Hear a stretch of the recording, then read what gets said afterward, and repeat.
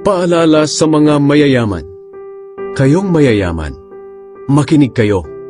Umiyak kayo't maghinagpis dahil sa mga kahirapang darating sa inyo.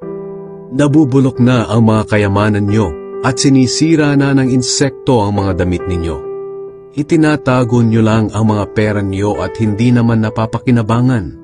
Sa mga huling araw, hahatulan kayo sa impyerno dahil sa pera ninyong hindi naman ginamit sa kabutihan. Sayang lang ang mga itinago nyo dahil malapit na ang katapusan ng mundo. Pakinggan ninyo ang reklamo ng mga manggagawa laban sa inyo. Pinagtrabaho ninyo sila sa inyong bukirin, pero hindi ninyo binigyan ng sahod. Nakarating na sa Panginoong makapangyarihan ang mga hinaing nila. Namuhay kayo ng marangya at maluho sa mundong ito. Para nyo na ring pinataba ang sarili nyo para sa araw ng pagkatay.